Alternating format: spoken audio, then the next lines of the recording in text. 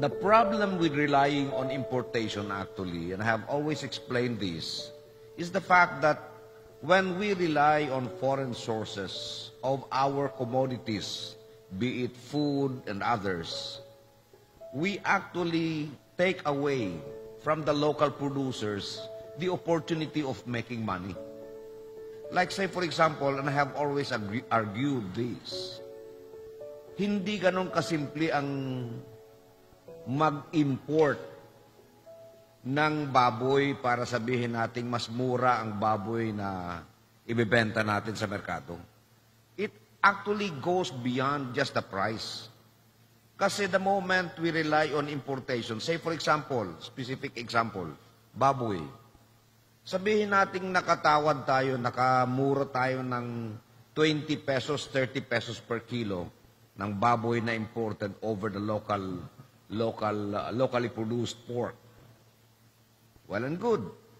But did you know that ang involved sa hog industry sa Pilipinas actually, or rice industry for that matter, or other agricultural commodities, hindi lang yung producer.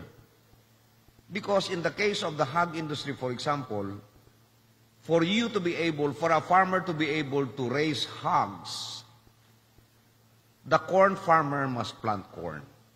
So sinong involved dyan?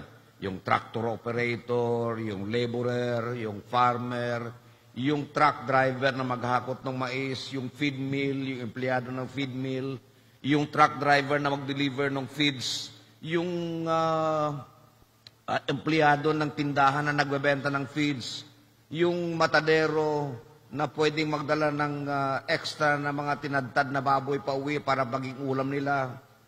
It's a whole production line actually. That's why I have always believed that we should look at the potentials of this country in producing agricultural commodities which would grow well in our country, because by doing such, not only will we be saving our precious dollar reserves, we will also be creating income and job opportunities for our people. And this is what we need actually. The pandemic has shown us that we cannot rely on foreign sources of goods, food, and other commodities, because in a pandemic, the supply chain could be disrupted.